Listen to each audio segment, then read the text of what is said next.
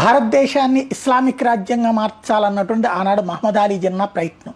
తను ప్రధానమంత్రి ఆ పని చేద్దాం అనుకున్నారు. కానీ ఆనాడు గాంధీ గారు ఆ విషయంలో అడ్డుపడ్డారనుకోవాలేమో. జిన్నాకు దేశాన్ని ఇచ్చేశారు, తద్వారా ఆగింది. అయితే అప్పుడే వేసుకున్న ఎస్టాబ్లిష్మెంట్లో భాగమేమో 2047 నాటికి భారతదేశాన్ని ఇస్లామిక్ రాజ్యంగా మారుస్తారు. ఇందుకు అనుగుణంగానే వక్ఫ్ చట్టాలు లాంటివి తీసుకొచ్చారు. అదే సందర్భంలో హిందువులకు సంబంధించినటువంటి విద్యా బోధన లేకుండా ఈవెన్ ప్రభుత్వ పాఠశాలల్లోనే కాదు ప్రైవేటుగా హిందూ బోధన చేయడానికి మాత్రం అనుమతించలేదు. అలాగే ముస్లింలకు మాత్రం మదర్సాలు, క్రైస్తవులకు మాత్రం వాళ్ళ మత బోధనలు చేసుకోవడానికి అవకాశాలు కల్పిస్తూ చట్టాలు తీసుకొచ్చారు. మరొక వైపును చూస్తే ఎడ్యుకేషన్ పాలసీలన్నీ కూడా హిందుత్వ ద్వేషం, భారత్ పట్ల ద్వేషాన్ని పెంచుకుంటూ వచ్చారు.